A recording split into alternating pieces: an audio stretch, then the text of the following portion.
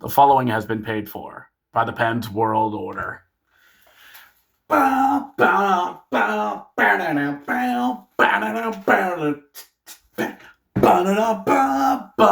When you beat the Panthers. Sometimes all it takes is a little trip down to South Florida. Pens win over the Florida Panthers, minus Kachuk and Barkov.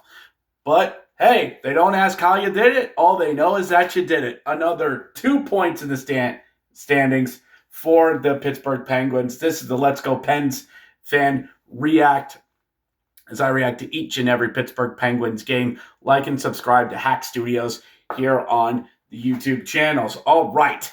So the Pens traveled down to South Florida. Pens fans, we've been feeling pretty good about this team over the past couple of weeks. We've been off to a decent start. The youth's coming through. But when you've taken a look at who the Pens have beaten so far, these are all teams that, yes, that with a good young team, you should beat. And the Pens have won. The only real clunker they had was against Sully a couple weeks ago. And every game, that game is slowly getting in the rearview mirror. So going down to take on Florida team, yes, minus the Kachuk. Which one? Pick one. Yes, minus Alexander Barkov, who suffered a stupid injury. But keep in mind, this Panthers team, it's a freaking hydra. Cut one off and another one grows in its place. So the Pens were definitely going to have their work cut out for them. Bob was in the line, was the goaltender there tonight. No reason why he shouldn't. Would you believe Sergei Bobrovsky's in his mid-30s? I know. Who knew? So this was definitely going to be a game where it was sort of a measuring stick game for the Pens. And would anybody be surprised if they lost this game? Probably not, because it's a road game. There is a good amount of travel. And this is a team that, well, they're still the back-to-back champs. And we get underway down there in Sunrise in old South Florida. And the Pens, they are giving it to them a little bit. I mean, the Florida team is still freaking dangerous. The Pens still got the youth out there moving up and down the ice, and the Pens are able to draw a penalty from Florida. And the Panthers, they're actually a perfect 10 for 10 on the PK at home. There's absolutely no way that they're going to score on this until Brian Russ said, hold my beer. No, wait, we're in Florida. It's a hold my truly. Malkin gets over Rust, fires in on Bob. Bob has it. He's scrambling, poking. Everybody's poking. Bob's able to get it. Goes behind the net. Back out to Crosby. Fires and he scores. Oh, captain. My captain. Crosby gets one in for his 5th of the year. Rusty's with the assists. And Gino with his 9th assist of the season. 1-0 Pittsburgh. All right. And then the Pens start working. Their fourth line gets out there and causes trouble for Florida. Hey, Panthers, it's not fun when this crap's happening to you.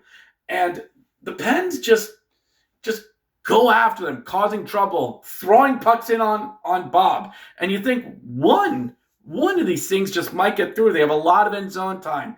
They're cycling, keeping the puck in zone.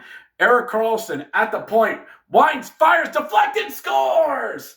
Richard Raquel on the doorstep as a long shot by Karlsson hits Bob, dies in front of him, and Raquel just goes in the net. Cut print beautiful. Raquel with his 3rd, Karlsson his 4th, Sidney Crosby with his 5th assist of the season. 2-0 Pittsburgh. And all right, things are looking good. Things are going well. And we go into, and things are going going well. We were actually in the second period when we did this. Sorry, I got ahead of myself. But the Pens scored. We're up 2-0 on Florida. Everything's going to be fine. What do you mean we took a penalty? What do you mean we just took a penalty? What for? Okay, Connor Clifton's going off for a hook. Okay, fine. I'm sure we'll find. Face-off, won by the Panthers. Jarvis to Shabosh. Fires, and who's that at the doorstep? It's Brad Marchand, and it's in the net. Of course. Brad Marchand. The Weasel gets it in. Rat Weasel, who cares? His 4th of the season. Samoskevich gets his 3rd. Jones gets his 4th, and it's 2-1. It's 2-1. And then Panthers realize, all right, game on. And just comes after Pittsburgh. Pucks upon pucks, firing in on Jari. It's like freaking Dave Bautista's entrance when he does the machine gun entrance. During his entrance, they're just throwing everything. Long shots, side shots, deflections, chip shots, everything at Tristan Jarry. And Tristan Jarry, he's actually holding down the fort. It's ho, ha, guard, turn, parry, dodge, spin, ha, thrust, deflect, blocker, kick, block, stick, save, ha, thrust. And he's saving everything. And it's beautiful. And it's great. And the Pens really need a goal to get the help that he needs. And when you know it, Ben Kindle at the point slides the puck in, gives it to Thomas Novak, gives it back to Kindle on a give and go, kneeling one-timer, and he scores! Ben Kindle, kneeling one-timer, just picks the corner on Bob. This kid's 18 or 19 years old. That shot's not from a 19-year-old. And behold, the student has now surpassed the master. Ben Kindle. Sorry, WHL, you're not getting him back. Gets his 2nd. Thomas Novak his 2nd. 3-2 after 2. And all right, we're going to be fine. We're going to be good. What do you mean Florida has a power play to start? And Sam Reinhart scores. All right. No one said this was going to be easy. Reinhart gets 3rd. Samoskevich gets his 4th. And Jarvins gets his 5th. We're fine. We're going to be fine, right? But Connor DeWar with the answering goal makes it 4-2. We stopped trying, and we started DeWaring. Ha!